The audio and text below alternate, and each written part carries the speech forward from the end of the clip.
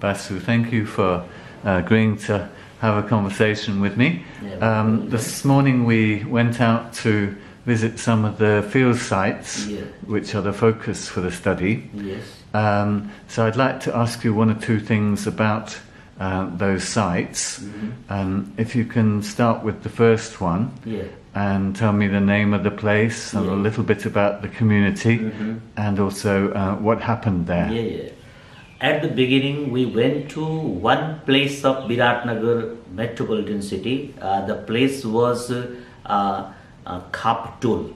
The name of place was Khaptul, and in that particular place, there are the people of the low profile of the community, and they are the Dalit community of this metropolitan city, and more specifically there are the Musahar community. We say Musahar community, and we also use the word Rishide for those community, and they have no land. They have no their own land, and they are sitting at the bank of the river, which we saw inside at the side of the river, and they are sitting there. And before the flood, they were living there, and after the flood, they are living there. But situation is different. Before the flood, and they have their own building, small building, but after flood, the building were ruined by the flood, and now they are sitting there by constructing the temporary cottage, and the life is more difficult. We sit there here.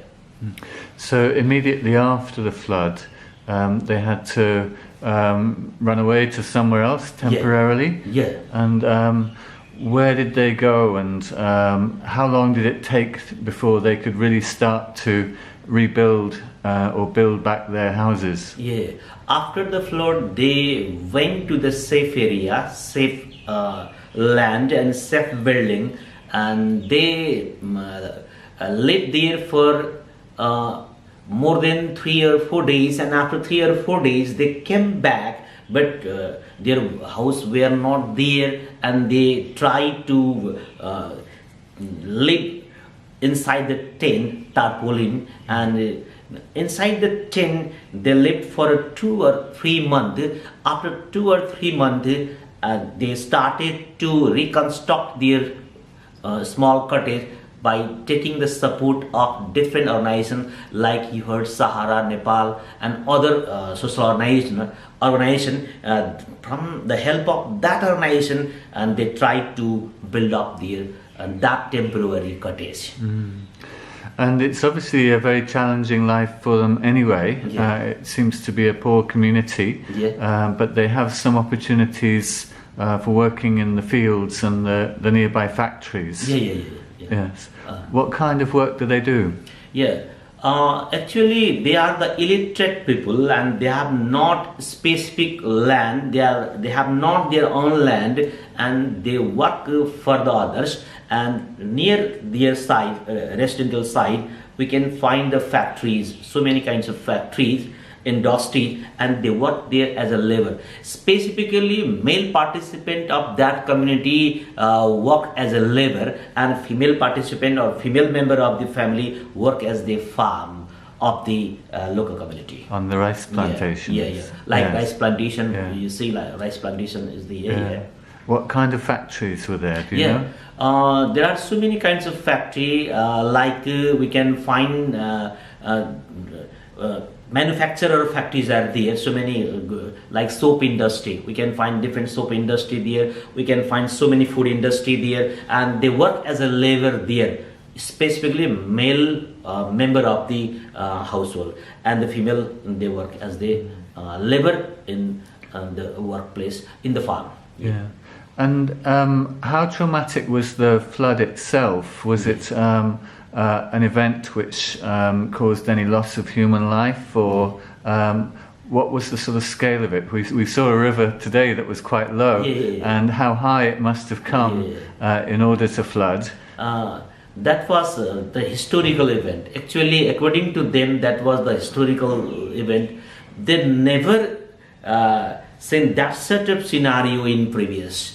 And that was one year, the previous year, that was only 1 year of the long history. They saw that sort of huge flood. And there is, you see, at the a little far from their resident, there is small bridge that is very small, and that bridge is blocked due to some obstacle, and that region create the high flood to the residential area.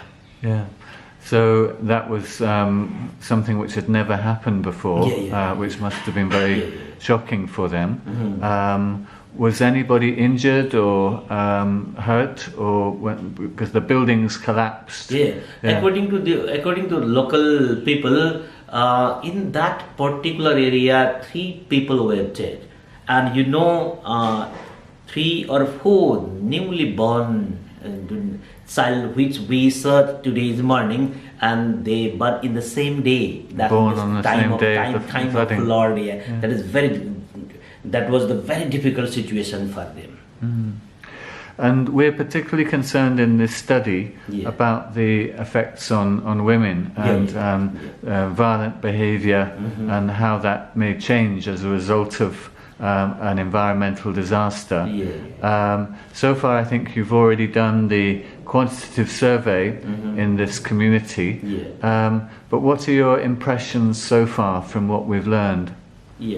More specifically, in the past, before the flood, according to them, there was the problem of women violence, and after the flood, and their residential area, their home, we see that they are sitting in the cottage. They are very narrow for sitting. There is no place for living the poor 5 or 6 members of that particular household, and so there is the problem of nightlife, more specifically nightlife. There is no room, and more specifically we can say due to the flood they are living in the difficulty, and in difficulty, and there is a conflict between, more especially in the husband and wife. We can find the dispute between husband and wife regarding their poor situation, and there is the practice of taking alcohol by the male partner of the household, and due to that reason there is the dispute between the male and female, or husband and wife, and by that reason we can find the violence, different set of violence, more specifically beating, hitting, etc., and other abuse, etc. And we can find also sexual violence, in the sense that if there is no interest of the women, and male counterpart try to do that sort of behavior without the willingness of their counterpart. And when we were talking earlier, you mentioned that there have been some microfinance loans that most of the families had to obtain in order to support their livelihoods after the flood. And so that money is being sometimes misused by the men for alcohol. Is that right? That is very bitter experience we have. They take a loan from the microfinance company for different purpose, like plantation in others' farm, by taking the farmer in rent and do some vegetable farming or other forms of farming, and they want to use that money for buying the fertilizer or other things as well. But especially male partner of the family use that money for taking alcohol. That is the very bad news, very bad event of that community, and according to them they are misusing the loan, and it is difficult to pay the monthly installment for them. And when there is the problem of paying the monthly installment, and in that case there is the dispute, and by that dispute can create the women violence in their home. That is the key reason. And just to be clear, is the microfinance and the loan something which they've only started to take out after the flooding, and they needed it in order to promote their livelihoods after the flooding, or did they have any access to microfinance before the flooding? Before the flooding they have access, but after flooding, you know the name Sahara Nepal and other organizations like that, they approach the community by doing some sort of help, and they gain their identity in that particular community, and they influence them and they provide the loan to do some activity for them. Yeah. Yeah. So that was part of the response from Sahara Nepal after the flooding. Yeah. Thank you. And we then went on to a second community. If you can tell me the name of that community and a little bit about their situation. The second community, that was the Katahari Village Council, Ward number 2, and the proper place, that was the Kadam Gachia. In Nepali we can say the name Kadam Gachia, and in that particular place we saw so many people who are also from the lower profile.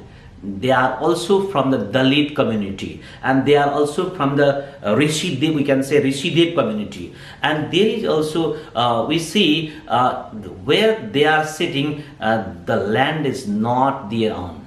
That is the word. That is the common roadside land, and they're sitting there, and they are facing so many problems, and more specifically they have not their proper home. Before the flood, the situation was not so good, but after the flood, and their small house that was broken, and they again try to build up the new home by taking the support from different organizations, like we use the name Sahara, and they try to build up the cottage, and now they are sitting in that particular cottage, and that cottage is also very small, narrow, and it is very difficult to live more than 4 or 5 members of the family in that particular place, and they are facing so many sort of difficulty inside the small cottage, small home, small hut. So it sounds like a similar situation, or were there any particular differences that you noticed? Yeah, in previous field,